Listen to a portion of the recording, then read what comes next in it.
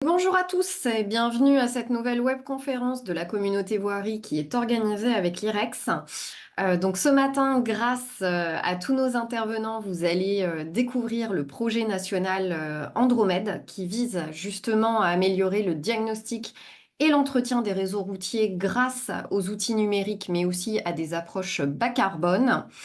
Donc, pour vous présenter le projet national Andromède, je vous propose d'accueillir donc Camilo Durand, qui est responsable scientifique et technique au sein de l'IREX. Donc, bonjour et bienvenue Camilo. Bonjour Alicia, bonjour à tous. Et donc, comme vous pouvez le voir, il est accompagné de Sébastien Wassner, donc, qui lui est directeur du département infrastructure et matériaux du CEREMA. Donc, bonjour et bienvenue Sébastien. Bonjour à tous. Nous avons également Fabien Menant qui, lui, est ingénieur R&D et responsable de projet en auscultation des infrastructures de transport à l'université Gustave Eiffel. Bonjour et bienvenue Fabien. Rebonjour à tous. Également Frédéric Sagné qui, lui, est chef de projet chez Colas. Donc bonjour Frédéric. Oui, bonjour à tous. Pascal Trottier qui est dirigeant de PavExpert. Donc bonjour Pascal. Bonjour à tous. Ludovic Péris qui est directeur technique adjoint chez Eiffage. Donc bonjour Ludovic. Bonjour à tous. Et donc vont également nous rejoindre Thomas Dupérou, qui est chef de service entretien et exploitation des routes au département de la Charente, et Éric Jubot, qui lui est responsable du service études et prospectives au département de la Haute-Garonne. Donc vous allez voir que vous allez être mis à contribution sur cette webconférence puisque vous allez être acteur de ce webinaire. Vos retours sont essentiels pour orienter justement le programme de recherche vers des solutions qui sont adaptées à vos réalités terrain. Donc, vous l'avez d'ailleurs sans doute remarqué, un petit questionnaire s'est glissé dans la fiche de présentation de cette webconférence pour justement recueillir vos attentes, vos besoins, mais aussi vos difficultés. Donc, vous pouvez encore y accéder et ce que je vais faire, c'est aussi vous repartager le petit lien dans les modules de discussion Zoom et Vimeo. Et comme je le disais, il est de toute façon présent sur la fiche de la webconférence, ce qui vous permettra, après le webinaire, de pouvoir remplir à votre tour le questionnaire avec toutes les informations et la présentation de ce matin. Alors, justement, en parlant de présentation, peut-être avant de laisser la main à nos intervenants, je profite d'avoir la parole pour vous rappeler les objectifs de ce webinaire. Donc, comme on le disait, ça va être aussi avant tout de découvrir les ambitions du projet national Andromède, d'échanger aussi avec les porteurs pour faire remonter donc vos besoins de terrain, et puis contribuer à l'orientation des futurs travaux qui portent sur le diagnostic, la digitalisation et la décarbonation puisque vous verrez, donc ça aura fait l'objet de 3 ateliers dont les restitutions vont vous être présentées également ce matin. Donc, et vous avez l'habitude, on va être ensemble à peu près 1 heure et demie. L'idée, c'est d'échanger entre vous, avec nous. Donc voilà, j'en ai déjà dit pas mal, je pense. Donc, je vais me reposer un peu et je vais laisser la parole à Camilo pour démarrer et donc vous présenter le projet national Andromède. Donc Camilo, c'est à vous. Et puis naturellement, je vous souhaite à tous une excellente webconférence. Merci Alicia et bonjour encore à tous et à toutes. Et voilà, donc l'idée c'est de euh, vous faire découvrir ces projets nationaux qui est en cours de montage. Donc le projet national Andromède, Andromède qui veut dire auscultation, normalisation, digitalisation des réseaux d'infrastructures, interopérabilité pour une maintenance efficiente et décarbonée. Donc l'idée c'est dans un premier temps de vous faire découvrir la généralité du projet, les contextes, les ambitions, les objectifs, les retombées attendues. Ensuite, vous expliquer les dispositifs, les cadres dans lesquels ces projets aura lieu, le cadre collaboratif, pour ensuite vous faire un retour sur les échanges que nous avons pu avoir avec les participants dans l'atelier qui a eu lieu le 16 juin autour des 3 thèmes centraux de ces projets, diagnostic, digitalisation et décarbonation. Voilà, donc on vous fera ces retours de ces échanges et ensuite, voilà, l'idée c'est d'échanger avec vous voilà, être à votre écoute, entendre vos attentes vis-à-vis des CPN, la façon dont vous pensez pouvoir collaborer. Et voilà, parce que l'idée, c'est comme l'a dit Alicia, de faire ces montages avec vous, avec les maîtres d'ouvrage. Voilà, pour la fin, on vous présentera donc les rétro-planning et voilà, on fera un appel à participation via un formulaire. Voilà, donc pour commencer, donc je laisse la parole à Fabien Ménin de l'Université Gustave Eiffel qui va nous présenter les grandes lignes du projet. Merci Camilo. Donc rebonjour, Fabien Menant, Université Gustave Eiffel. Donc je vais vous présenter les grandes lignes du projet Andromède en 4 ou 5 diapositives. Donc comme le programme de la matinée il est assez dense, je vais me permettre de faire l'impasse sur des éléments introductifs et puis je vais rentrer directement dans le vif du sujet, en énonçant en fait l'ambition générale du projet de recherche, qui consiste donc en fait à proposer un ensemble de solutions qui vont permettre d'améliorer la maintenance de plusieurs types d'infrastructures et par voie de conséquence améliorer également le niveau de service qu'on va pouvoir offrir aux usagers, tout en réduisant les impacts environnementaux. Donc les solutions qui sont proposées, on va également donc, les tester, les valider, les encadrer méthodologiquement et chercher également à les standardiser. Donc pour satisfaire en fait cette ambition, on va se reposer sur 3 piliers qui ont déjà été évoqués précédemment. Je vais les rappeler, donc le diagnostic, la digitalisation et la décarbonation. Et en fait, pour ces trois piliers, donc nous, le groupe de montage, hein, on a déjà en tête un certain nombre d'objectifs, de sujets à traiter, qui vont être développés par les intervenants suivants qui vont restituer les ateliers. Mais j'en ai cité quelques-uns et je vais me permettre juste de proposer quelques exemples.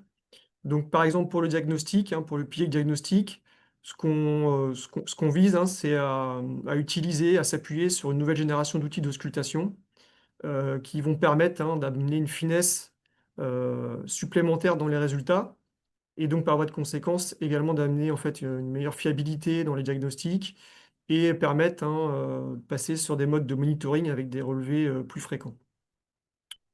Sur le pilier de la digitalisation, en fait, on va traiter toute la thématique de la gestion de la donnée numérique. Donc, on va s'intéresser notamment à l'accessibilité des données. On va s'intéresser également en fait au caractère un peu hétérogène des données qui sont en lien avec la maintenance, ce qui peut poser d'ailleurs des problématiques hein, sur la qualité de ces données. D'ailleurs, on parle maintenant de données qualifiées dans certains projets de recherche. Et puis, il y aura également un point important qui consiste à travailler la partie format, structuration de données, qui est une étape indispensable pour tendre vers des systèmes qui sont interopérables et à rendement suffisant. Et puis, pour le pilier décarbonation, donc il y a des sujets sur comment on mesure de façon fiable, en fait, tous les coûts carbone liés aux différentes étapes dans le process de maintenance des infrastructures. Voilà. De façon transversale à ces 3 piliers, on a également identifié deux objectifs ou 2 sujets. Donc le premier, c'est la rédaction de référentiels communs, donc à la fois par rapport à la doctrine technique, hein, ce qui va nous permettre en fait de progresser vers une pré-normalisation et puis à terme une normalisation. Et puis également sur un plan plus contractuel, la rédaction d'un cahier des charges type, qui nous semble être une aide intéressante à la fois vis-à-vis des maîtres d'ouvrage et également pour les entreprises privées ou publiques qui répondent donc à ces marchés. Et le second point transversal, c'est, alors on a bien conscience que dans ces process de maintenance, maintenant, il y a un bouleversement technologique et méthodologique.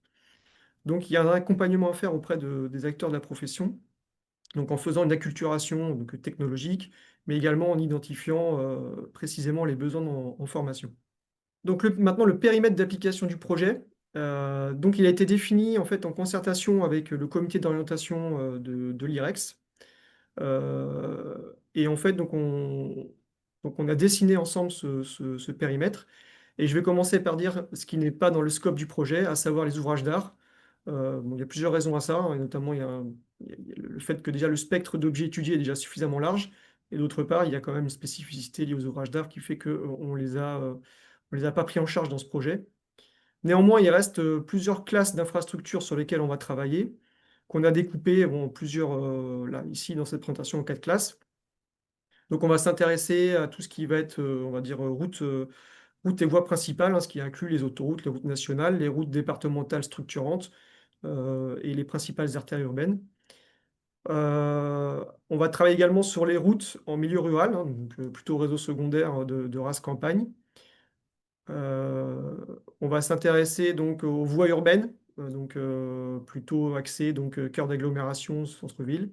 Et puis une quatrième catégorie qui est qu'on a nommée pour l'instant infrastructure spéciale, dans lesquelles on va retrouver tout ce qui va être piste cyclable et également les plateformes aéroportuaires et portuaires, sachant qu'en fait il y a quand même des problématiques de maintenance qui convergent avec le domaine routier. Et donc pour chacune de ces classes, bien sûr, on va s'intéresser à la chaussée, mais pas seulement. On va également prendre en compte différents objets, donc les accotements, les équipements de signalisation, les équipements de sécurité, les dispositifs de drainage, et puis pour le cas urbain, également les réseaux enterrés. Alors, l'intérêt avec un format projet national, c'est qu'on va pouvoir également travailler à différentes échelles pour l'ensemble de ces classes. Donc, bien sûr, en fonction du niveau de maturité des solutions qui vont être mises en œuvre. Donc, on peut travailler de l'échelle laboratoire jusqu'à l'échelle réseau, donc à des échelles 1, en passant par des niveaux intermédiaires que sont les niveaux section ou tronçon. Pour ce projet, on va également mettre en œuvre un certain nombre d'outils qu'on a déjà identifiés. Donc dans la boîte à outils, en fait, on a plusieurs choses. On a des objets physiques, hein, donc typiquement des instruments, des systèmes de mesure. Le but étant de ne pas, dans ce projet, se centrer ou se focaliser sur un ou sur quelques appareils en particulier, mais bien de balayer un spectre large d'appareils qui vont des appareils de sculptation dédiés, hein, sculptation appareils professionnels, on va dire, en passant par les véhicules connectés avec des instrumentations type smartphone à bord. Et également considérer tout ce qui est appareil de lidar, scanner 3D qui permet donc de délivrer des nuages de points des infrastructures. Voilà, et plein d'autres appareils. On a également dans la boîte des choses en lien avec les techniques d'exploitation et de traitement de données, avec un sujet qui va notamment concerner en particulier l'IA, l'IA qui a pénétré maintenant dans la profession un certain nombre de solutions, et donc qui pose encore actuellement un certain nombre de questionnements et peut-être même d'interrogations. Donc là, ça va être l'occasion de bien démontrer le niveau de performance de ce genre d'outils et également de peut-être préciser les limites de fonctionnement. On va pouvoir s'appuyer sur des outils de représentation spatiale. Donc maintenant, à côté des SIG, on voit qu'il y a des nouveaux outils de représentation qui émergent, et typiquement donc, tout ce qui va être maquette numérique 3D, donc les jumeaux numériques, hein. Et enfin, on peut s'appuyer sur des logiciels experts, donc typiquement les systèmes de gestion de chaussée, ou bien les systèmes type éco-comparateur pour la partie décarbonation, qui vont permettre hein, de valider toutes les solutions donc, qui sont mises en œuvre dans le projet. Les principales retombées attendues. Donc, le projet Andromède va contribuer à délivrer donc, des évaluations plus objectives et plus fiables du patrimoine d'infrastructure, avec un regard sur les coûts qui vont être liés donc, à ces méthodes, et en fonction de typologie de réseau. Ce qui va permettre également, donc ça je l'ai dit tout à l'heure, d'offrir un meilleur niveau de service aux usagers sur des critères de sécurité et de confort, et également d'introduire et d'accueillir de nouvelles mobilités, de nouvelles infrastructures de mobilité. Donc ça peut être les mobilités douces, mais ça peut être également à terme tout ce qui va être introduction des véhicules autonomes sur nos réseaux routiers. On a également le projet Andromède, en fait, hein, il va dans le sens d'un certain nombre d'engagements en faveur de la décarbonation qui ont été pris aussi bien au niveau national, donc Pascal vous le dira tout à l'heure, mais on suppose qu'il y a également ce genre d'engagements qui sont pris à l'échelon plus local. Et puis, le projet Andromède, il va contribuer à poser les bases d'un accompagnement de la profession, donc à travers ce qu'on appelle la révolution digitale. Et plus concrètement, on va chercher à démontrer le gain qu'on peut avoir avec ces outils numériques sur la gestion et l'exploitation des infrastructures. Donc, le projet Andromède, donc, il est en cours de construction. Pour avoir des bases solides, donc, on a besoin avant tout de recenser et puis d'analyser pardon, les attentes et les besoins de la profession, et en particulier ceux des maîtres d'ouvrage. Donc, c'est pour ça que les travaux ont déjà été initiés en atelier au mois de juin pour commencer à orienter ces travaux et alimenter le projet. Donc ça, c'est ce que vont présenter les intervenants dans quelques minutes. Et puis, c'est un projet donc, va se développer dans le cadre, dans le format projet national de l'IREX que va donc présenter maintenant Camilo. Très bien. Et merci, Fabien. Donc, effectivement, je vais vous présenter les cadres dans lesquels aura lieu ces projets. Et donc, c'est le projet national. Donc, un projet national, c'est un projet collaboratif, c'est le mot-clé, des recherches appliquées dans les domaines du génie civil. Donc, les différents partenaires s'engagent de façon volontaire à mener des actions d'un programme de recherche et de développement de façon participative. Donc, ces différents acteurs, c'est des maîtres d'ouvrage, des laboratoires de recherche, des entreprises de travaux, des bureaux d'études, des universitaires, des chercheurs et des syndicats qui se mettent en place, qui mettent en place ces programmes d'action et qui fournissent donc leurs compétences, expertise pour mener des expérimentations grandeur nature. Donc c'est un projet qui dure 4 ans, au bout duquel les livrables finaux, c'est des livrables tels que des guides techniques, des recommandations, éventuellement l'évolution des normes, la production d'outils informatiques. Voilà, donc ça c'est les généralités sur un projet national. Sur son fonctionnement, donc on a approximativement entre 30 et 60 partenaires. Le budget global peut atteindre jusqu'à 6 millions d'euros.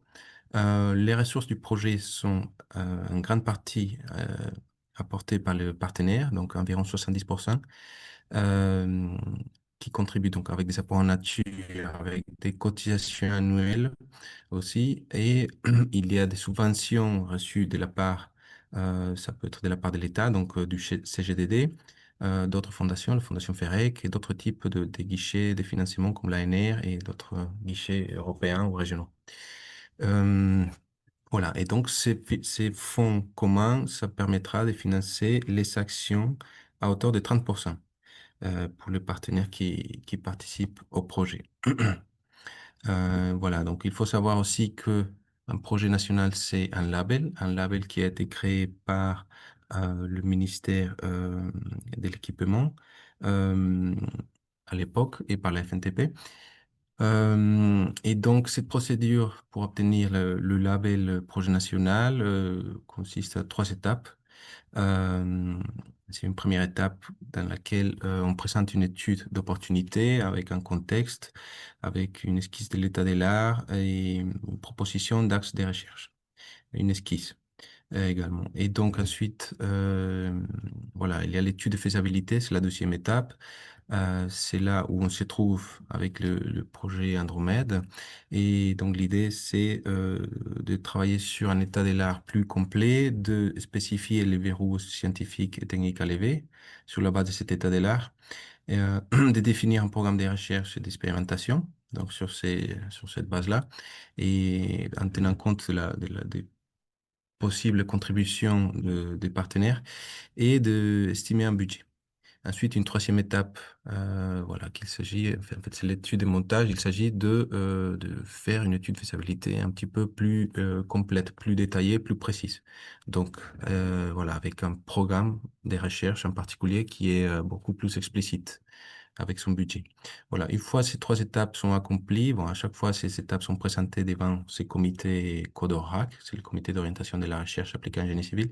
Une fois ces 3 étapes sont validées par ces comités, donc on peut espérer obtenir le label projet national qui en fait qualifie l'excellence scientifique et méthodologique du projet et son positionnement stratégique par rapport aux intérêts de la filière, donc du génie civil. Voilà, donc pour la procédure de labellisation.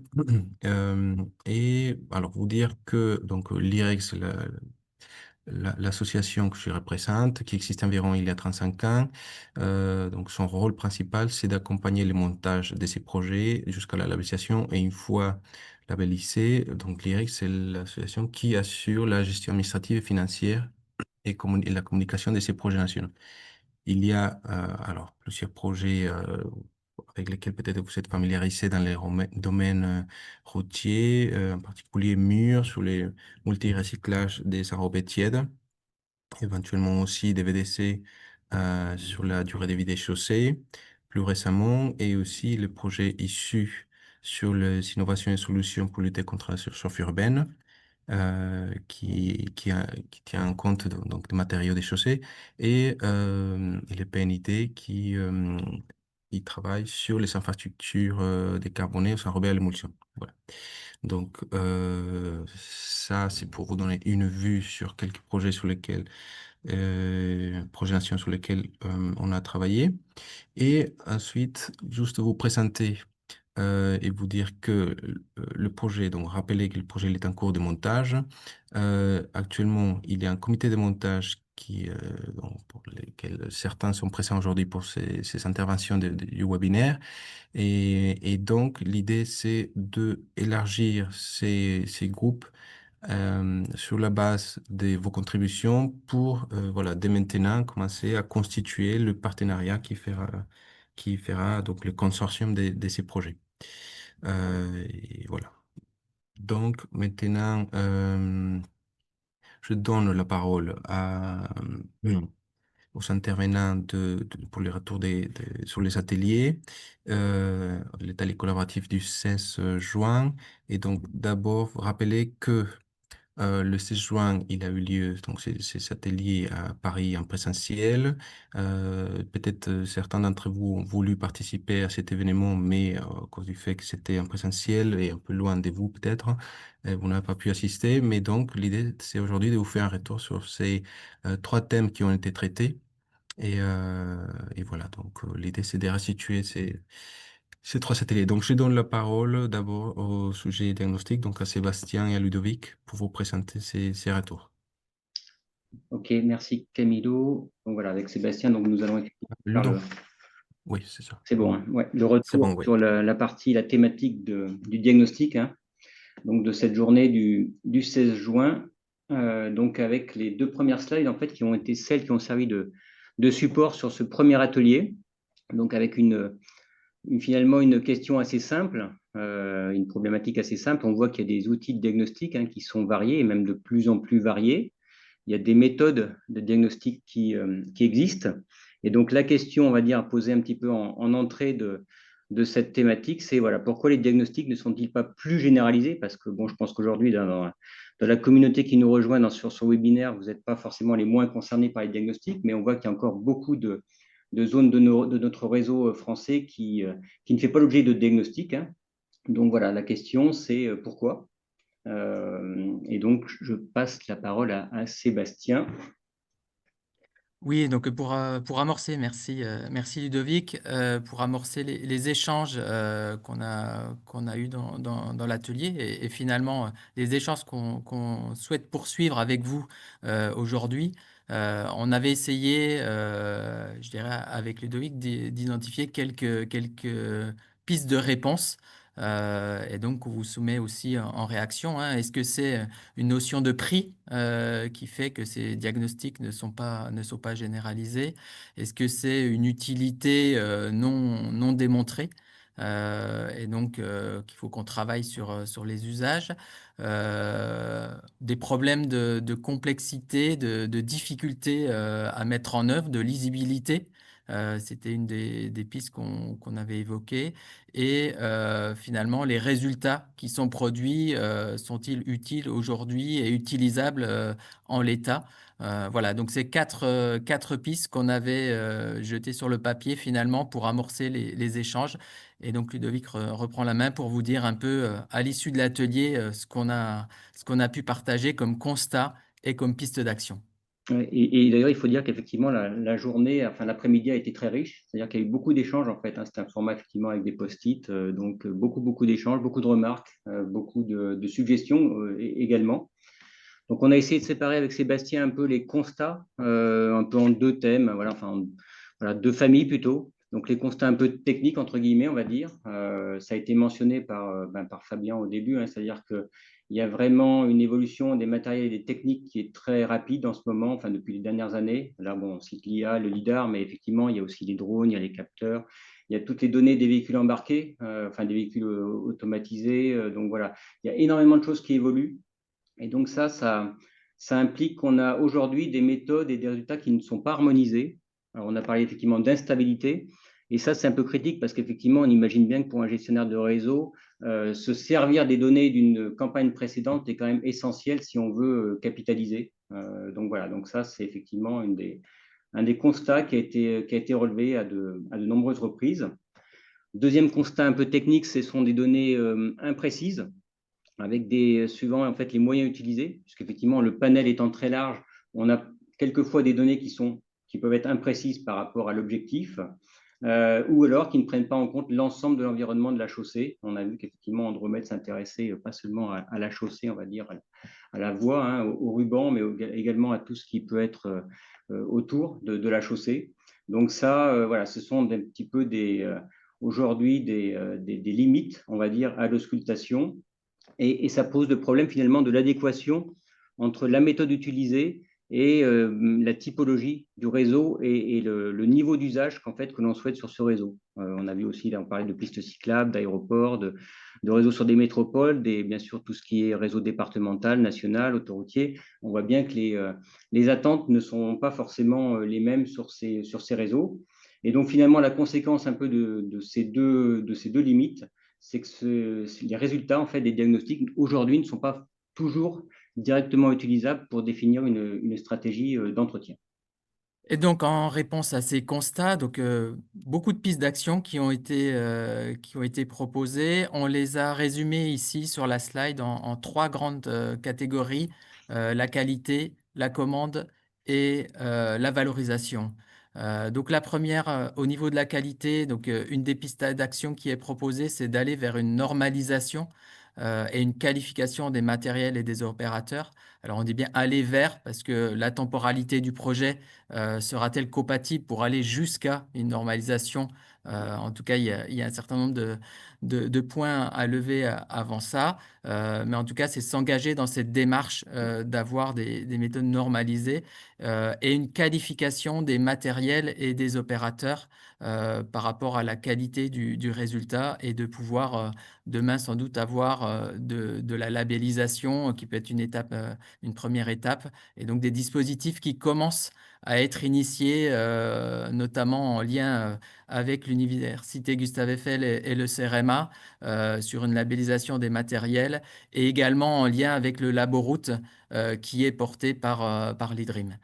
Le second point, c'est sur la commande, donc travailler pour essayer d'aider les gestionnaires dans la commande pour avoir des cahiers des charges qui puissent être partagés, qui puissent être validés techniquement en amont pour bien avoir une réponse adaptée aux différents besoins. Et donc ça, c'est un travail également qui est apparu comme impactant par rapport aux résultats qu'ils pourraient produire. Et le troisième item, c'est la valorisation des données existantes et la prise en compte de l'environnement. Il est apparu, et Ludovic l'évoquait, que les données aujourd'hui, elles peuvent être produites. On a des outils qui les produisent. Pour autant, on ne les valorise pas complètement. Et donc, les bases de données qui existent, eh ben, il est intéressant de travailler à leur valorisation, à voir comment elles peuvent alimenter éventuellement même d'autres métiers, comment on arrive à valoriser toute cette matière qui existe aujourd'hui, et peut-être à élargir le champ sur lequel on réalise nos investigations, parce que finalement, quand on ausculte une chaussée, on a aussi des informations sur l'environnement, sur les accotements, sur la signalisation. Et donc là, c'est intéressant de pouvoir aussi valoriser les données qui sont acquises dans le cadre de ces campagnes. Voilà, 3 items, 3 pistes d'action sur lesquelles vous pourrez également réagir, compléter. Merci. Et donc, la deuxième famille, finalement, un peu de constat qui a été relevé là, lors de cet après-midi, voilà, on a appelé ça un peu constat macro, on va dire, un peu plus général, on va dire. Donc, c'est voilà, tout simplement, déjà, le diagnostic peut apparaître comme cher dans certains cas.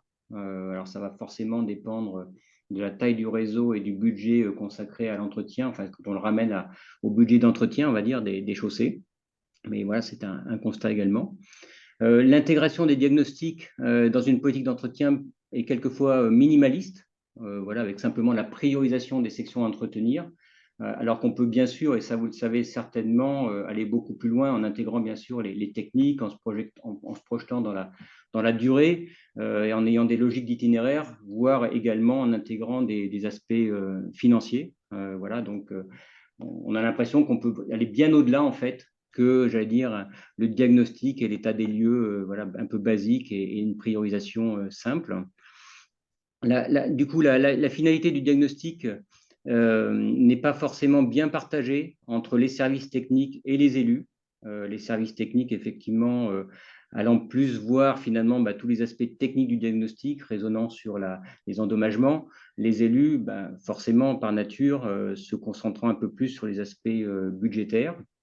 Et donc, tout ça fait qu'on peut avoir des résultats qui ne sont pas forcément directement, ou pas en tout cas complètement utilisables pour définir une stratégie d'entretien, qui est quand même l'objectif un peu ultime. Et c'est ce que le projet Andromède, et notamment en faisant appel à vous lors de ce webinaire, va tenter de trouver des pistes, en fait, de trouver des solutions. Et donc sur les pistes d'action qui ont été proposées sur la gestion de patrimoine, on les a synthétisées en 6 items, alors avec bien sûr des interconnexions fortes entre certaines. Le premier sujet, c'est l'harmonisation des méthodes. Donc on rejoint aussi le besoin qu'on a évoqué précédemment sur la normalisation sur les cahiers des charges. Donc un travail vraiment d'harmonisation et d'objectifs cibles, de valeurs cibles qui permettraient d'évaluer un niveau de service d'une voirie. Donc ça, c'est des choses effectivement qui sont essentielles, de pouvoir aujourd'hui aller vers des méthodes communes partagées par la communauté routière au sens large. Le deuxième item qui va qui va se compléter sur le dernier, c'est définir un indicateur de succès qui va permettre d'évaluer l'efficience des campagnes de diagnostic et de répondre aux besoins de justifier ces campagnes et tout l'intérêt et toute la plus-value qu'elles peuvent apporter. Et si je prolonge, de mieux communiquer sur les gains économiques de la gestion qui va pouvoir être mis en place à travers ces campagnes de diagnostic. Donc vraiment travailler sur ce sujet de succès, de valorisation et avec des gains économiques, donc chiffrer tous ces apports. La troisième idée, c'est sur l'adaptation des outils et des méthodes aux réseaux, aux matériaux, aux objets, aux acteurs. Et on rejoint effectivement l'introduction et les éléments que vous ont présentés Fabien, notamment par rapport au périmètre du projet.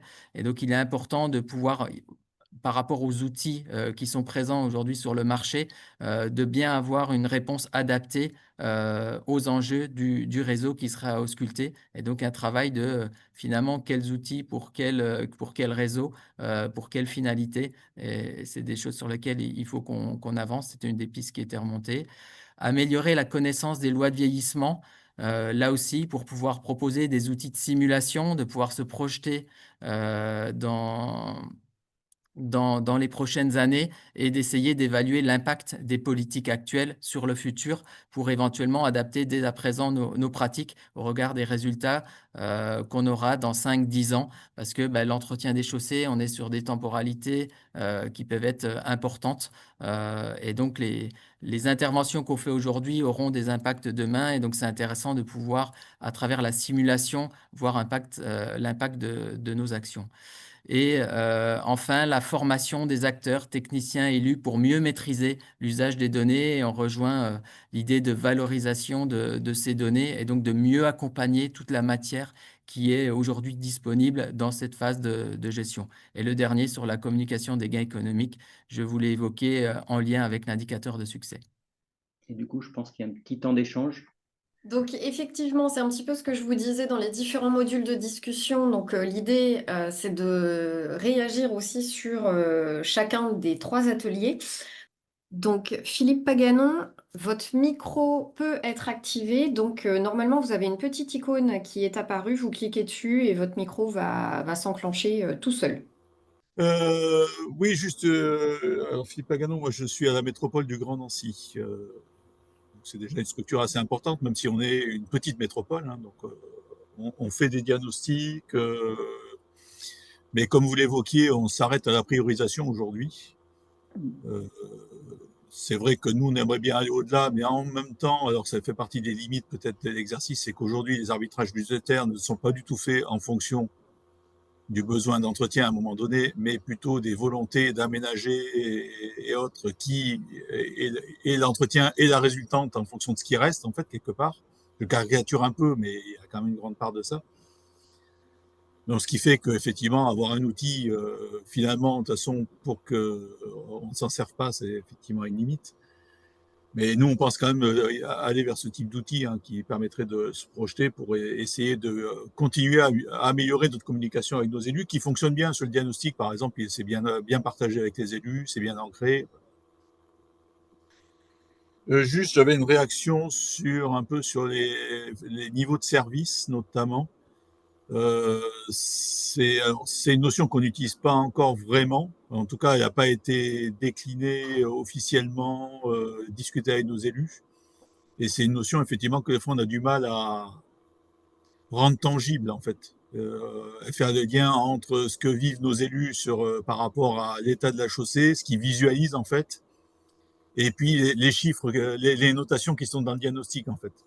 Donc c'est vrai qu'à un moment donné, avoir quelque chose qui norme un peu les différents niveaux, puisqu'on on a défini 4 niveaux, dégradé, très dégradé, enfin, voilà, mais quel rapport avec un niveau de service?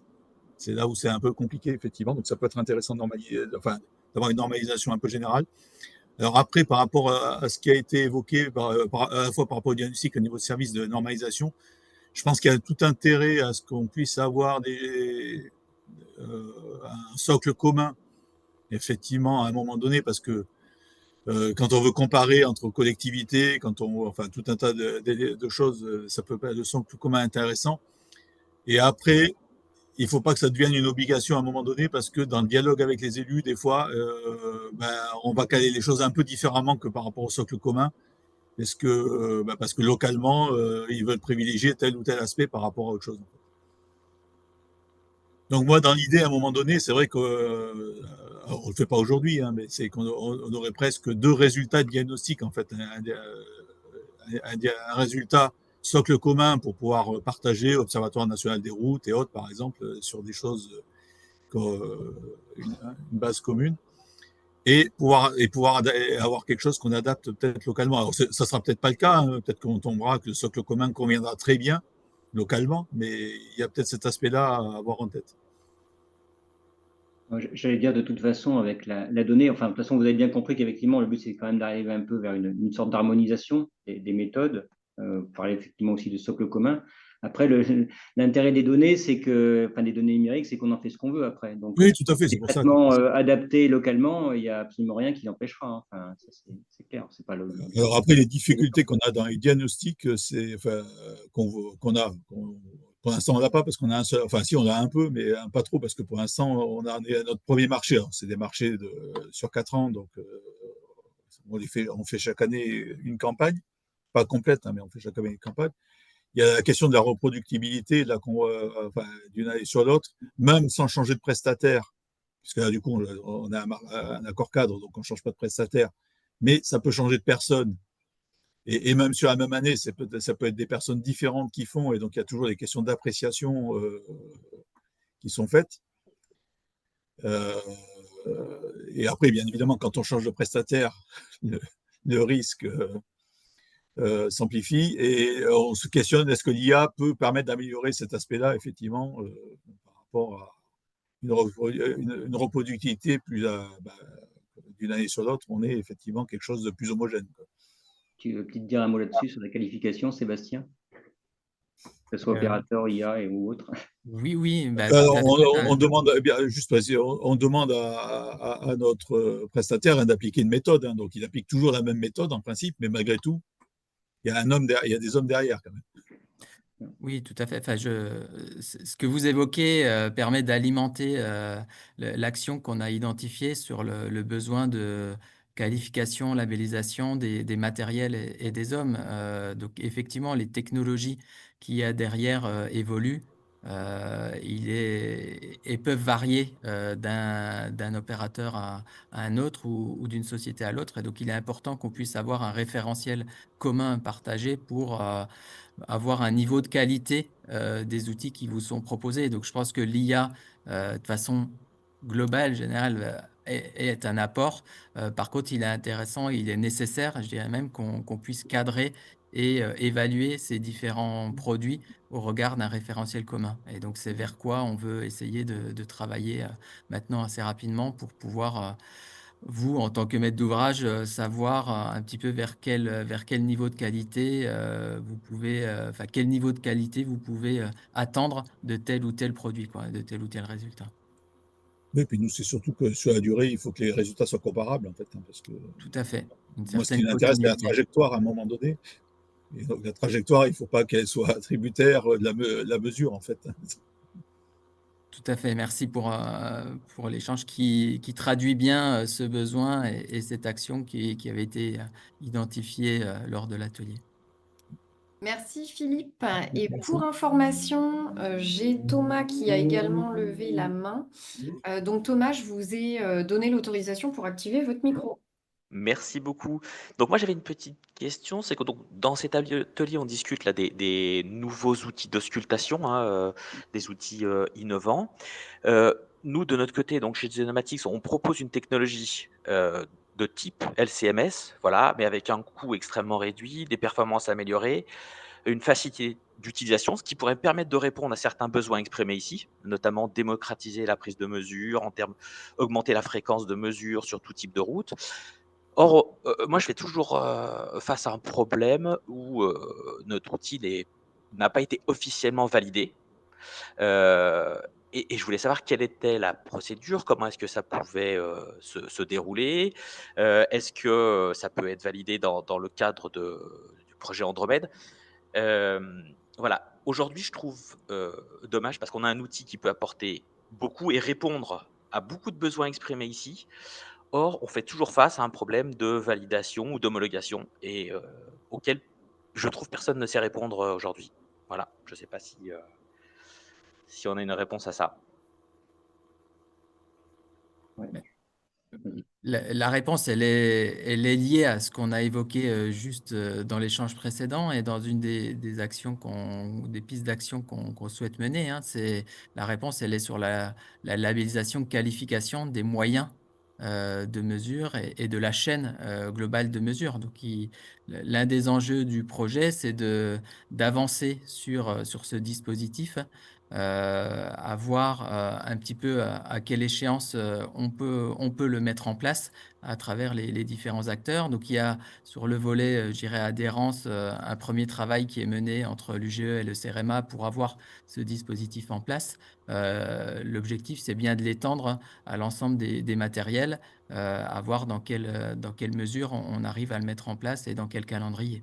Mais on a bien conscience de l'offre et des technologies qui évoluent très rapidement et donc du besoin, encore une fois, de pouvoir évaluer ces outils et leur pertinence au regard des enjeux, des attentes des gestionnaires par rapport à la gestion du patrimoine. D'accord. Donc la validation se fera dans le cadre du projet Andromède alors. En tout cas, il y aura des réflexions dans le cadre du projet Andromède. La mise en place de l'organisation, là, j'ai pas les éléments pour dire. Enfin, le projet n'a pas vocation, il y a un début, une fin. Le système de labellisation-qualification, lui, il doit être mis en place et avoir une durée beaucoup plus importante et être pérennisé. Donc, voilà, il y a des choses qui pourront être initialisées dans le cadre de ce projet. Par contre, la structure qui sera mise en place, elle devra être pérenne. Ok. Ok, merci pour la réponse. Eh bien, merci beaucoup également Thomas pour votre prise de parole. Et donc, j'ai aussi eu des petites questions par écrit, à commencer par Julien Bonal. Bonjour, pour définir les descripteurs élémentaires nécessaires, n'est-il pas nécessaire d'identifier la liste des actifs à évaluer et les grandeurs physiques à mesurer? Ça, oui, je pense qu'on est en plein dans ce qu'on doit faire dans Andromède, hein. Donc, oui, ce référencement-là est prévu, enfin, a priori, hein. Donc, oui, ça fait vraiment partie, c'est au cœur du projet, ouais. Merci. Et donc, une autre question avant de passer sur le deuxième atelier qui nous vient de Yann Leguet, CD72. Donc, il précise que le CD72 souhaite réaliser un diagnostic avec RODAI à la fin de cette année ou en tout cas début 2026. et pas d'expérience sur ces diagnostics et des usages qu'on peut en faire pour la définition des travaux d'entretien. Pour le coup, moi, je ne sais pas me prononcer sur Odaei. Ouais, Ouais. là on est effectivement sur. Donc là, c'est peut-être aussi pour les autres participants, si certains ont des éléments à partager à Yann, d'autres agents départementaux hein, qui, pour le coup, connaissent Rodaï. Donc toujours pareil, hein, n'hésitez pas à réagir dans les différents modules de discussion si vous avez des éléments à partager à Yann. En attendant, peut-être se tourner sur le deuxième atelier et puis juste après, comme on vient de le faire, on refera un petit temps d'échange à l'écrit et à l'oral. Donc oui, moi je vais passer donc à l'atelier digitalisation des infrastructures, donc forcément très en lien avec ce qui s'est dit précédemment. C'est tout l'intérêt de ce projet. Fabien l'a dit, hein, il y a une forme de transversalité entre les thèmes. Donc atelier que j'ai pu animer avec Vincent Lecam. Bon, ça a été dit hein, juste avant, il y avait 70 participants et on a organisé ces ateliers suivant 3 groupes. Donc nous, on l'a organisé à partir de 4 questions, puisqu'en fait, on a bien dit précédemment qu'on n'avait jamais autant de moyens finalement pour produire de la donnée. Maintenant, c'est quoi le bon niveau de digitalisation d'une infrastructure routière? Est-ce que c'est le même en fonction des différents types d'infrastructures qu'on peut rencontrer, différents types de maîtres d'ouvrage? Ensuite, on n'avait jamais eu autant de données et jamais autant de moyens. Et pourtant, ce n'est pas un sujet qui avance très vite. Hein, on représente souvent les routes toujours quand on voit dans les systèmes d'information géographique sous la forme de lignes hein, pour représenter une route. Et une route, c'est bien plus complexe que ça. Et puis, l'intérêt, donc, c'était d'identifier les freins, c'est ce que je vais vous exposer aujourd'hui, et puis de regarder les pistes sur lesquelles on doit travailler en priorité sur le projet Andromède. Encore une fois, le fil rouge, c'est à partir de toutes ces informations disponibles, c'est comment on pourra aller vers une logique d'entretien du patrimoine de manière un peu plus optimisée, et donc avec moins de dépenses carbone à la clé.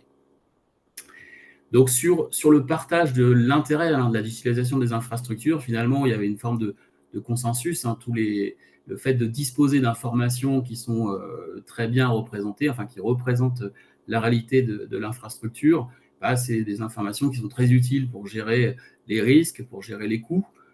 C'est forcément des informations qui doivent être partagées avec l'ensemble des acteurs. Donc tous les intervenants, que ce soit entreprise, maître d'ouvrage, maître d'œuvre, etc. Donc c'est forcément des choses qui sont très intéressantes potentiellement.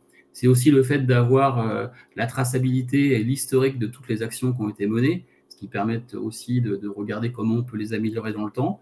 C'est potentiellement des données qui servent aussi à une gestion en temps réel pour tout ce qui est notamment lié au trafic, à la sécurité routière.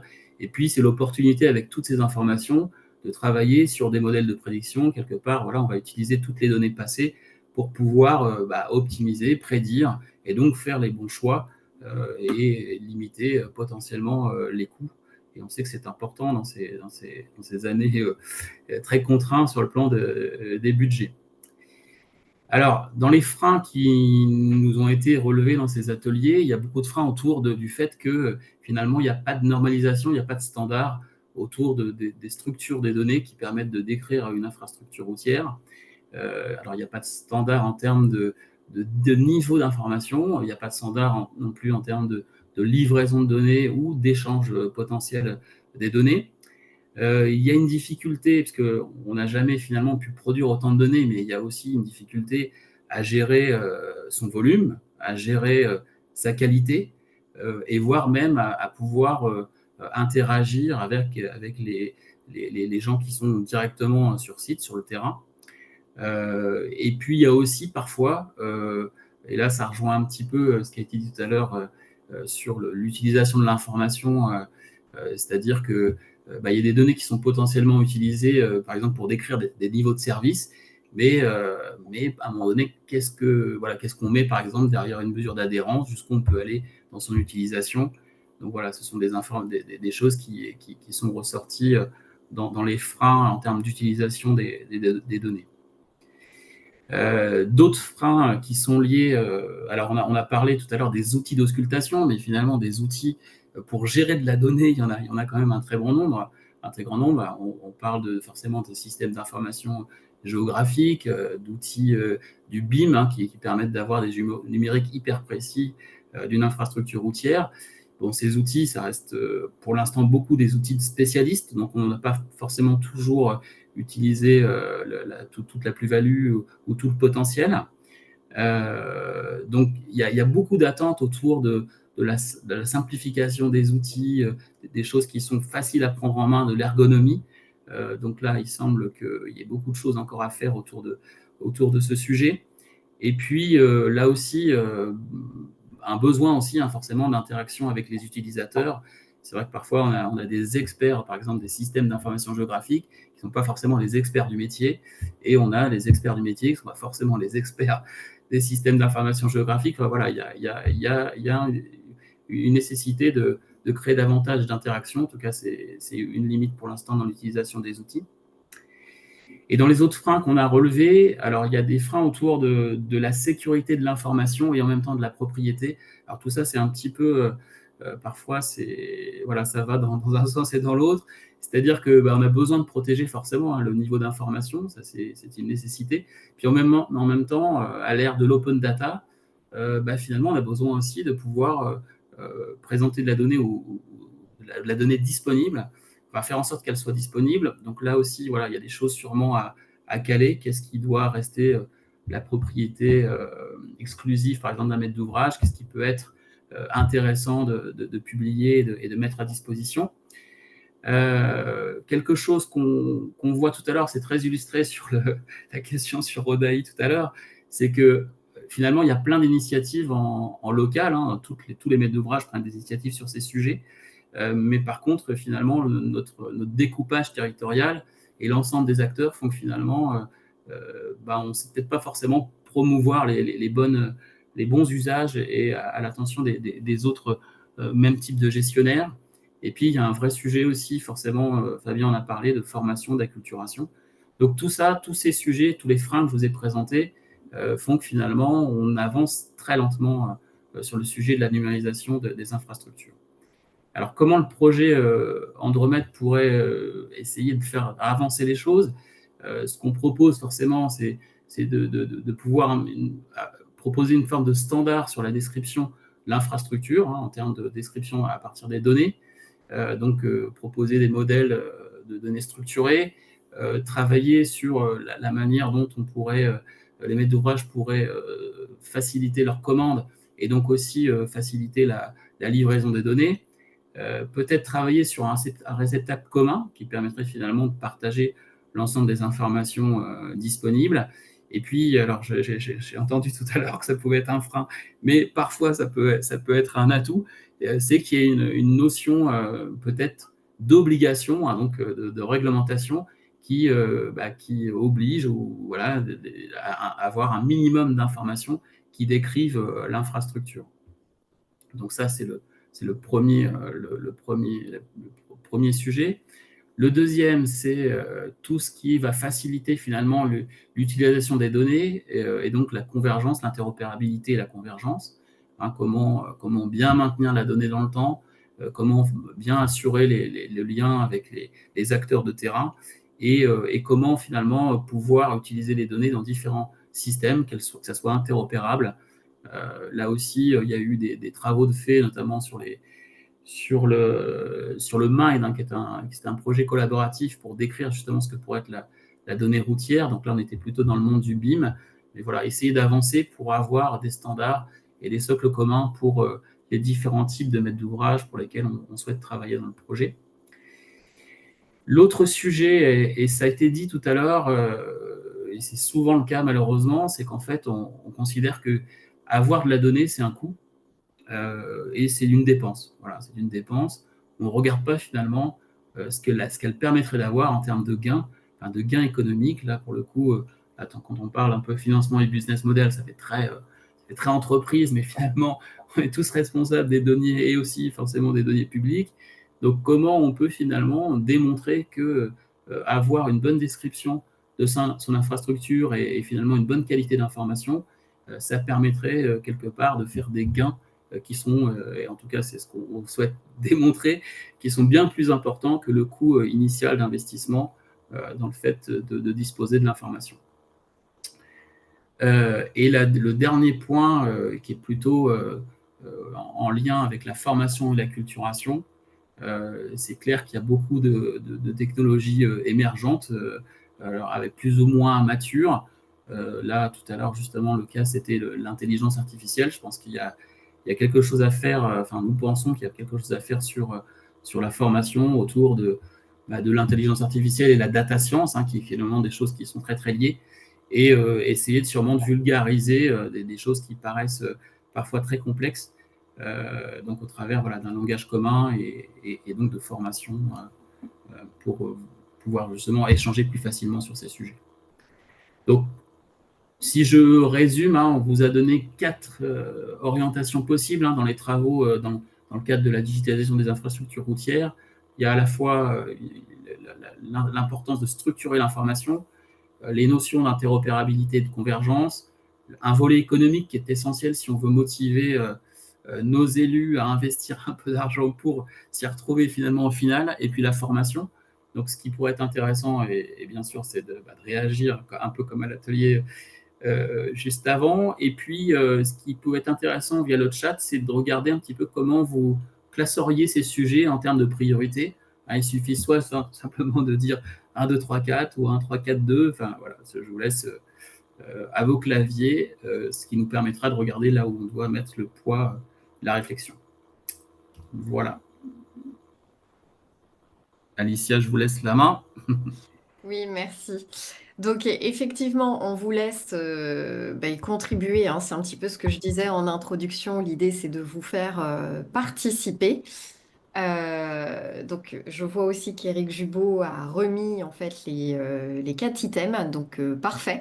Donc voilà, n'hésitez pas à utiliser les modules de discussion pour réagir sur ce point. Et puis comme tout à l'heure, si vous souhaitez prendre la parole pour échanger en direct avec nos intervenants, n'hésitez pas à me le signaler.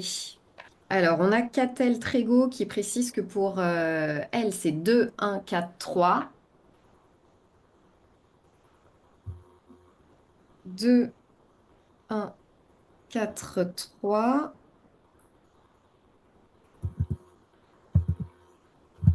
Alors, j'avais cru voir... Ah, voilà. Alors, Philippe qui nous dit 2, 1, 4, 3. Donc, l'interopérabilité et la convergence, et après la structuration des données. Bon, l'économique ne semble pas être un problème, du coup. Je force. Alors, Delphine, 2, 1, 4, 3 aussi. Mhm. Ah, il y a Yann aussi que j'avais oublié, 2, 1, 4, 3. Bon. Alors, Yann précise que le 3, donc l'économique, il est quand même prégnant. Est-ce que d'autres souhaitent faire part de leur classement? Ou est-ce que certains souhaitent prendre la parole aussi, peut-être avant de passer au dernier atelier? Pourquoi pas pour commenter le classement, justement, c'est Alors, justement pour...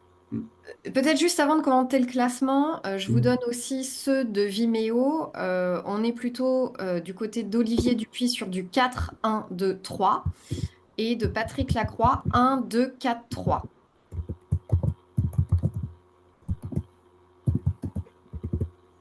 Et je vous laisse effectivement commenter si vous le souhaitez. On a Lise qui participe également et qui nous dit de son côté, c'est plutôt 3, 1, 2, 4. Il y a un commentaire de la part de Yann Leguet sur l'intérêt de la part des constructeurs automobiles d'argent les projets en tant que détenteurs des data. Donc, il mentionne le projet Apache de Renault. Je ne sais pas si tu connais Frédéric. Non, il y a d'autres, enfin, je connais d'autres projets sur ce thème-là, sur la possibilité de récupérer de disposer de données qui viennent de véhicules, mais bien sûr, ça fait partie aussi des données disponibles qui permettent, par exemple, peuvent aider à gérer aussi l'infrastructure sur le volet sécurité routière notamment. Ouais, alors moi, je pense que j'ai eu vent de ce projet, donc je pense que si je me trompe pas, c'est en collaboration avec une école d'ingénieurs qui est au Mans, je pense que c'est l'ENSIM. Et de mémoire, on parle plutôt dans ce projet Apache, c'est plutôt sur des notions d'acoustique routière, si je me trompe pas, mais que Monsieur Leguet pourra confirmer, Monsieur Leguet, pardon. Mais oui, on l'avait mentionné tout à l'heure, hein, tout ce qui est également donc, sur le spectre d'outils, il y a effectivement tout ce qu'on a désigné par véhicule connecté fait partie donc, des sources de mesure maintenant pour ausculter nos réseaux, donc on les considère à part entière dans le projet. Parfait. Je vous partage aussi le retour d'Olivier Dupuis qui dit qu'en effet, la formation des différentes thématiques est indispensable pour une utilisation adéquate du process. Mhm. Alors peut-être poursuivre avec le dernier atelier. Mhm. Merci Alicia. Bon, bonjour à toutes et à tous. Donc, je me présente Pascal Trottier. J'ai eu la chance du coup d'animer cet atelier décarbonation avec Gaël Baudouin, qui est professeur-chercheur à l'université Clermont-Auvergne et qui s'excuse qu'il ne pouvait pas être présente avec nous aujourd'hui. Mais pour ceux qui nous rejoindront, vous aurez l'occasion de la connaître et pouvoir échanger avec elle. Euh, Comme le disait Fabien, on voit que la notion de formation d'information est très importante lorsqu'on lance de nouvelles démarches d'innovation. Donc, par rapport à ce sujet décarbonation, on est parti un peu de ce qui pouvait exister en termes d'information et de texte. On se rend compte qu'il y a des enjeux à travers sur la décarbonation, sur des enjeux environnementaux, mais pas seulement. Ils sont aussi économiques et surtout aussi de sécurité vis-à-vis des usagers. Donc, il y a deux textes aujourd'hui qui sont présents et n'hésitez pas, ils sont disponibles sur les sites. Alors, pour ce qui est du pacte d'engagement sur le site de l'IDRIM, donc ça, c'est un engagement qu'ont pris l'ensemble des acteurs de la profession. Donc, qui va permettre, l'idée, c'est un engagement pour réduire la consommation de carbone à horizon 2030. Et enfin, il y a un document qui a été produit au niveau des acteurs de la Fédération nationale des travaux publics en 2021, promouvoir, et ça rejoint toute la thématique de ce webinaire, sur la maintenance prédictive, donc liée forcément aux données et à la digitalisation, du coup, à des fins d'émettre moins de gaz à effet de serre. Donc voilà, je vous invite à aller les consulter et ça vous permettra, on verra ensuite, parce que priorité à l'échange aujourd'hui, de voir comment vous avez peut-être appréhendé ces sujets et comment vous les appliquez aujourd'hui sur le terrain. Alors, sur cet atelier, on est parti un peu de la même manière que le diagnostic et la digitalisation sur trois questions, donc qui sont les suivantes. Comme ça vous permet de vous mettre directement en situation. Donc, comment le thème du diagnostic peut s'inscrire dans la trajectoire bas carbone de la profession. Ensuite, comment rendre opérationnelle la mesure de performance carbone des scénarios d'entretien. Donc là, on voit qu'il y a l'aspect données, il y a l'aspect projection, grâce notamment aux outils. Et enfin, comment relier les indicateurs de vieillissement aux enjeux carbone. Il a été dit auparavant que la notion de prédiction, de durée de vie, c'est quelque chose de très important qui permettra de prendre des décisions.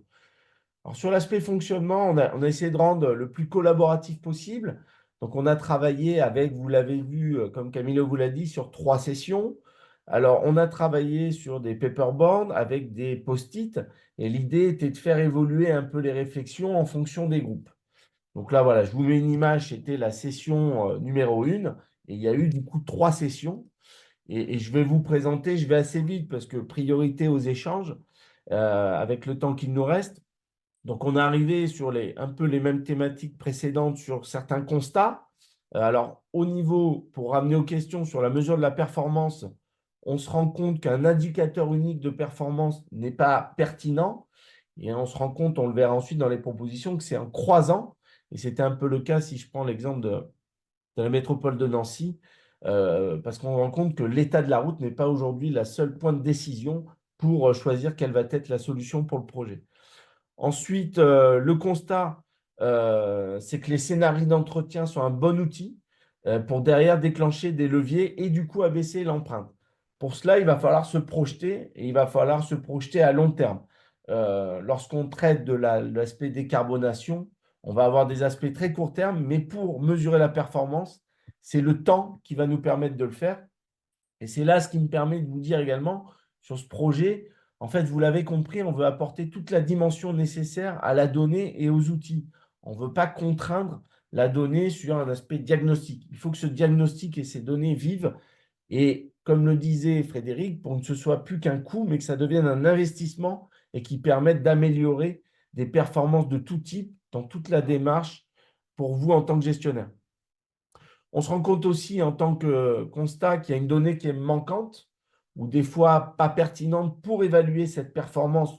Je reste sur la partie, bien sûr, décarbonation. Sur les trajectoires bas carbone, on se rend compte que pour entamer cette démarche, il faut pouvoir donner la possibilité, notamment avec un manque d'ouverture aux variantes à ce jour dans les appels d'offres, et ce qui ne permet pas d'offrir la possibilité de proposer de nouvelles solutions. Et enfin, au niveau des indicateurs de vieillissement, on se rend compte qu'il y a un verrou de connaissance aujourd'hui, mais il y a eu plusieurs projets nationaux qui ont travaillé sur le sujet, notamment pour caractériser la durabilité, notamment la durabilité des matériaux issus du recyclage, voire pour pouvoir qualifier exactement comment on va faire évoluer et comment quantifier en termes de carbone. Donc, en partant de ces constats, on est arrivé un peu à des pistes de réflexion, c'était l'idée. Donc, notamment sur la mesure de la performance carbone, aujourd'hui, l'idée serait de généraliser l'utilisation d'un éco-comparateur dans les marchés qui peuvent être publiés. Alors, notamment, j'en cite un, type FTP, qui a été accrédité au niveau de la direction des infrastructures du ministère. Donc, ça, c'est quelque chose qui permet d'entamer des démarches. Comme il a été dit précédemment, il est nécessaire d'établir en fait un nouveau cadre normatif, parce que lorsqu'on a la démarche, il faut définir le cadre. Comme l'a dit Sébastien, la norme est une finalité, ça prend du temps. Donc ensuite, il faut arriver par de la labellisation, de la certification. C'est des démarches qui peuvent, voilà, pour arriver effectivement à terme. Donc ça, c'est un point très important pour que cette démarche décarbonation soit prise en compte et appliquée. Ensuite, sur l'aspect trajectoire, on se rend compte qu'il faut aussi partager de par des actions, alors des fois au-delà de nos frontières. Donc, il y a des choses qui sont sur le point de sortir au niveau notamment de l'Union européenne à travers des passeports produits, de solutions, dire tel produit, telle solution. Alors, plus généralement que les travaux publics, bien sûr, mais peut dire voilà, telle solution importante carbone et qui pourront derrière être appliquées sur notre sol français. Et après, à des démarches territoriales et plutôt départementales ou autres. Et enfin, pour la trajectoire, un point important, c'est l'utilisation des technologies. Ça concerne vraiment l'aspect digitalisation dont vous a parlé Frédéric. C'est que tous ces outils, ces technologies vont nous permettre de mieux évaluer, de mieux nous projeter. Parce qu'on se rend compte que aujourd'hui, les outils de mesure pour le diagnostic existent et les outils pour se projeter existent également. Et en termes des indicateurs de vieillissement, on se rend compte, ce qui a été un peu le cas de la métropole de Nancy, comme j'ai dit auparavant, qu'il faut croiser les éléments. Comme je disais, l'indicateur d'état n'est plus la seule point pour choisir une solution, mais peut-être de le croiser avec l'usage en fonction de ce qu'on souhaite et qui permettra également, en croisant ces différents indicateurs, de servir à l'impact carbone par rapport à une vision globale du gestionnaire. Et enfin, un des points importants, c'est d'améliorer la qualification de la durée de vie. Ça a été précisé dans le diagnostic, mais ça, c'est un point très important parce qu'à partir du moment où on va qualifier la durée de vie, on va pouvoir se projeter et trouver la meilleure solution et caractériser. Donc, voilà ce que je voulais vous dire. Maintenant, l'idée, c'est d'échanger. Alors, j'ai mis en avant une petite citation d'une personne du numérique, parce qu'en fait, innover, on a besoin d'être ensemble, ça a besoin d'être collaboratif. Donc, aujourd'hui, l'idée, c'est de savoir comment vous êtes imprégné un peu de cette démarche de décarbonation dans vos différentes structures, en tant que gestionnaire ou autre, et comment, est-ce que vous avez des idées pour faire avancer? Et ce qui me permet de vous dire qu'on vous attend nombreux dans ce projet Andromède pour nous aider à construire les solutions de demain. C'est tout l'objet de ces projets nationaux. Merci à tous. Je vous repasse la main, Alicia, pour les questions. Merci Pascal. Donc effectivement, troisième et dernière présentation des retours sur l'atelier collaboratif du 16 juin. Donc c'est à vous la parole, ce qui veut dire que, comme habituellement, soit via l'écrit avec les modules de discussion, soit vous levez la main et je vous donne la parole pour nous faire part de vos retours sur cet atelier. Alors Philippe, je vais vous redonner la main. Oui, donc juste une petite réaction par rapport à ce qui a été présenté. Nous, en termes de décarbonation, c'est pas que de la décarbonation, mais notre sujet, en fait, on parle d'un patrimoine aujourd'hui très dégradé, parce qu'il y a eu notamment quelques années où la priorité a été faite sur des aménagements et pas sur de l'entretien. Donc là, aujourd'hui, on a sanctuarisé des crédits d'entretien, même si après, les arbitrages budgétaires, comme je disais, sont faits en fonction de l'aménagement, mais on a réussi à sanctuariser en tout cas une base. Et la question de décarbonation, mais aussi de bonne politique d'entretien, globalement, en fait, chez nous, c'est aujourd'hui de trouver le bon équilibre entre curatif, qu'il faut absolument qu'on fasse, puisqu'on a beaucoup de chaussées très dégradées, et quand même introduire du préventif, qui quelque part fait des économies de gaz à effet de serre, de matériaux, en fait, sur tous les aspects. Et c'est ce dosage curatif, préventif, en fait, qui n'est pas forcément toujours facile à trouver, notamment quand on parle d'un patrimoine très dégradé. Comment arriver à introduire quand même du préventif dans tout ça, puisque en fait, on s'aperçoit qu'on arrive, avec les crédits qu'on met aujourd'hui, on arrive à améliorer notre patrimoine globalement, mais qu'on a toujours beaucoup de très dégradés, parce qu'en fait, pendant qu'on traite le très dégradé, il y a des chaussées moins dégradées qui passent en très dégradé. Donc, Alors, donc il y a cet aspect-là, et juste une réaction sur un autre point, sur les éco-comparateurs. Alors, autant intellectuellement, je suis tout à fait pour dire c'est intéressant et autres, autant je suis assez circonspect sur la mise en œuvre dans les marchés publics, d'un point de vue juridique, en fait. Parce que qui dit éco-comparateur dit à peu près fixer tous les aspects d'organisation du chantier. Puisqu'il y a des kilomètres de transport, tout, enfin, il y a tout un tas de tout est comptabilisé dans l'offre, en fait. Or, si ça devient un point de comparaison des offres, ça veut dire que tout devient intangible derrière, en fait, au moment du chantier. On peut plus changer, on peut plus. S'il y a un problème de source d'approvisionnement, ce qui peut arriver, hein, une carrière finalement qui peut pas fournir, le changement de carrière peut remettre finalement en cause la comparaison qui a été faite au niveau de l'offre.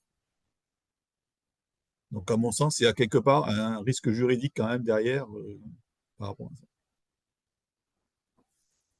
Merci Philippe pour votre intervention. Alors sur l'aspect, je dirais, préventif-curatif, c'est vraiment tout l'objet.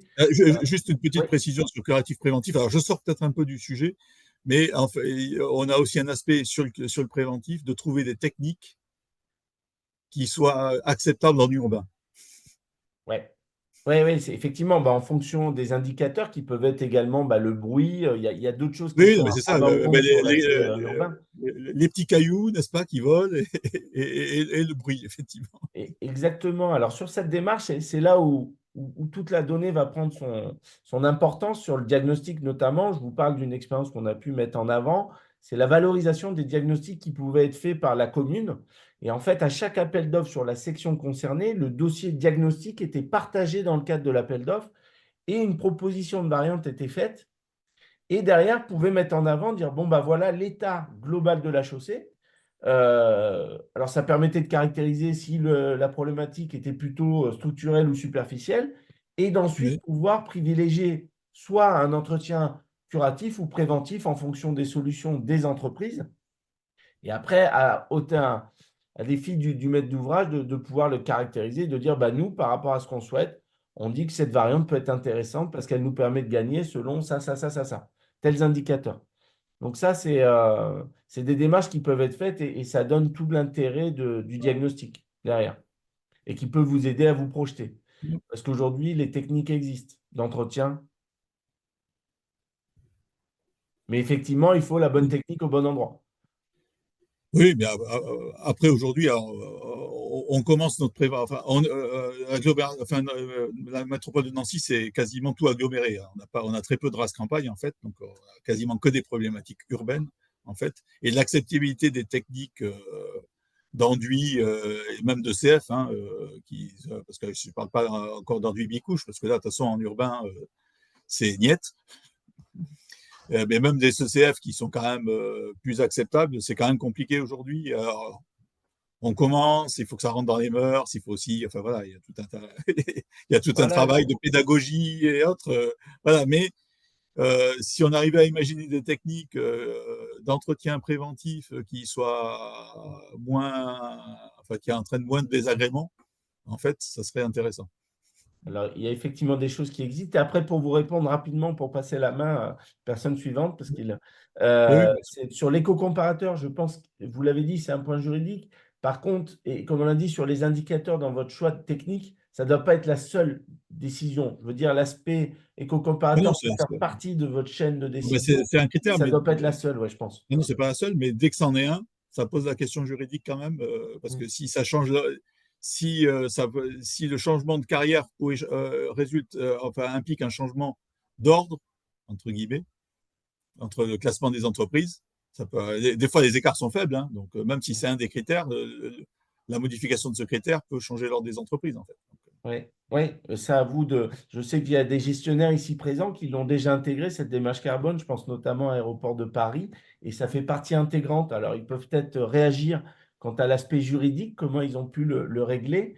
Je ne sais pas si Yann Ferreira veut ou Lancer veulent témoigner par rapport à cette démarche, mais aujourd'hui, Aéroport de Paris, cet aspect carbone fait partie intégrante de leur prise de décision quant à une solution ou à une autre.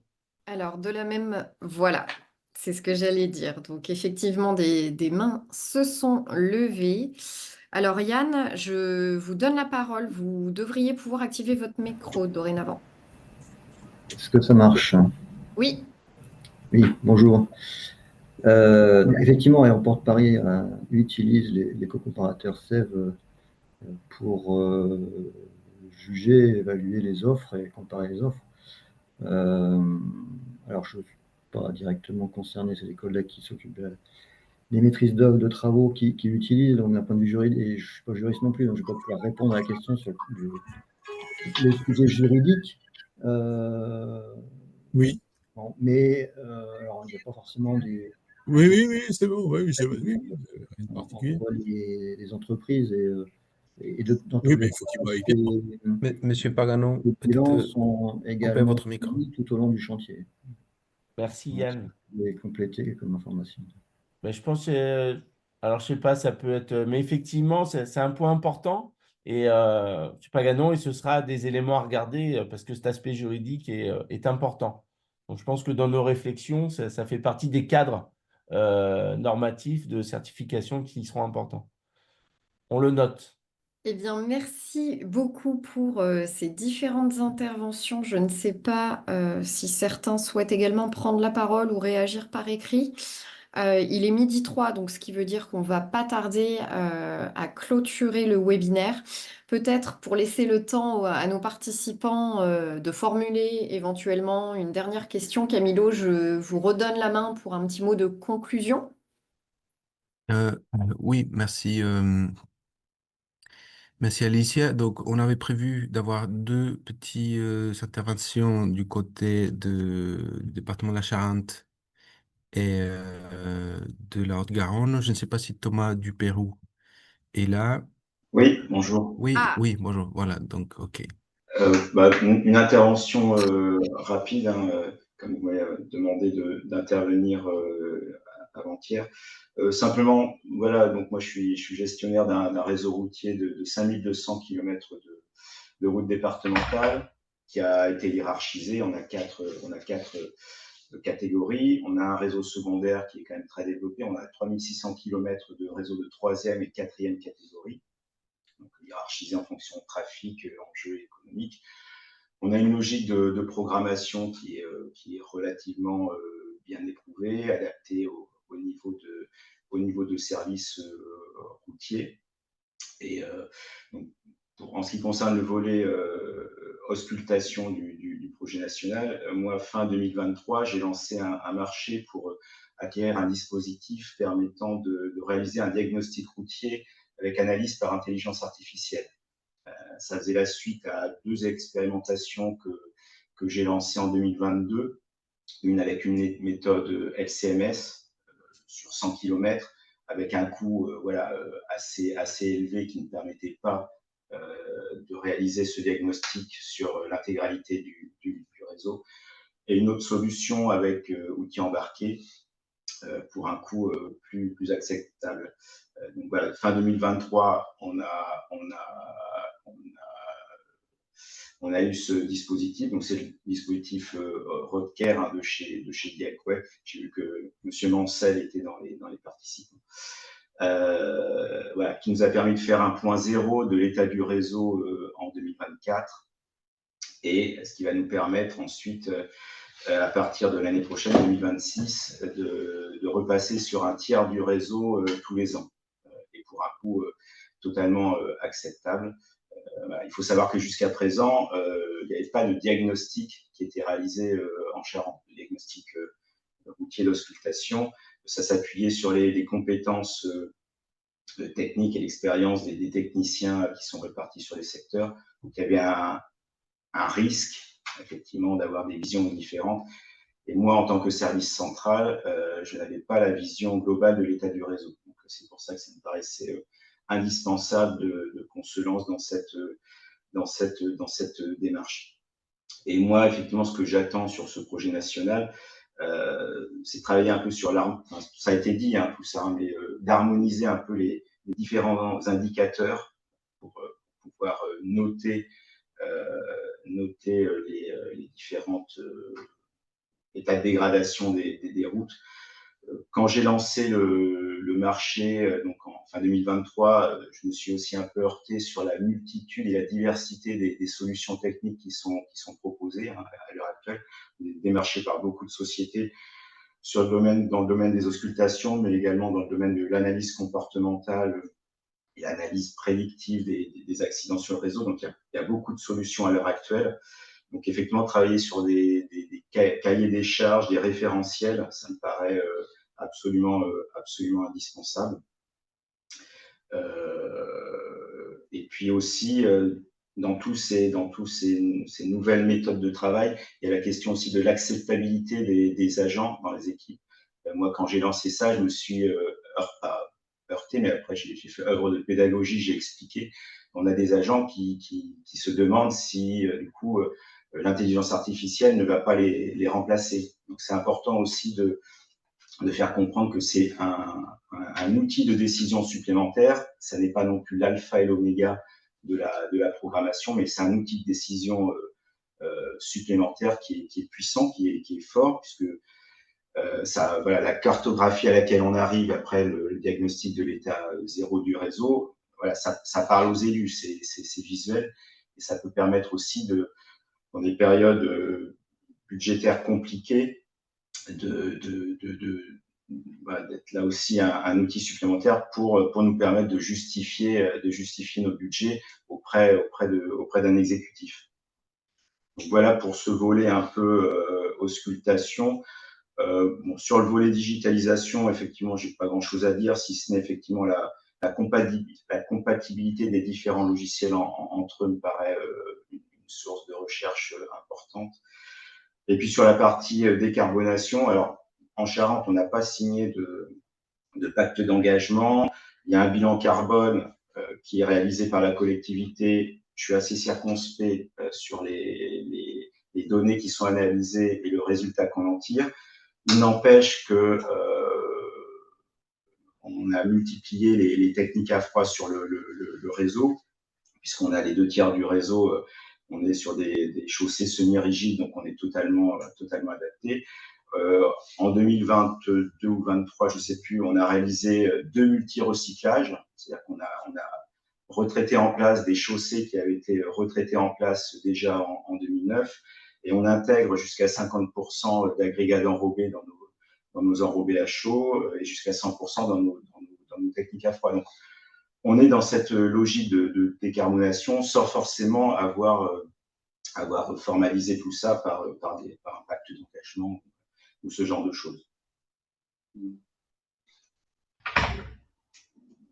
sais pas si c'est clair. Très bien, merci Monsieur Duperroux. Et nous avons prévu aussi une courte intervention du côté d'Éric Jubot, de la Haute-Garonne. Donc bonjour à tous.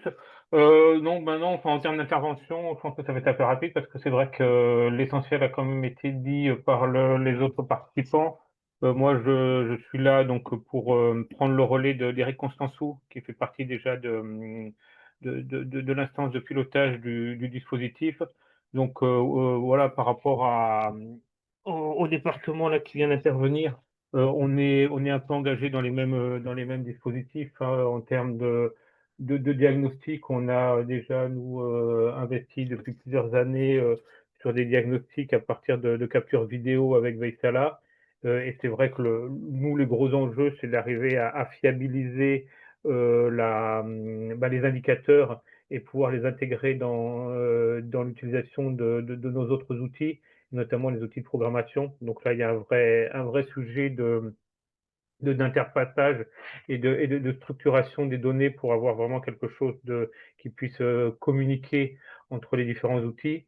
La digitalisation, on a aujourd'hui, nous, des outils traditionnels donc de gestion de base de données routières, mais clairement, on s'aperçoit qu'il y a des utilisations potentielles en termes d'utilisation de l'IA qui pourraient à la fois améliorer la connaissance qu'on a de notre patrimoine et surtout pouvoir exploiter les données disponibles pour justement améliorer nos politiques d'entretien, de gestion et d'exploitation, alors notamment par rapport à l'état de notre patrimoine, mais aussi par rapport aussi à d'autres enjeux sur l'évolution de notre patrimoine, notamment dans le cadre de tous les aléas climatiques auxquels on est de plus en plus confrontés.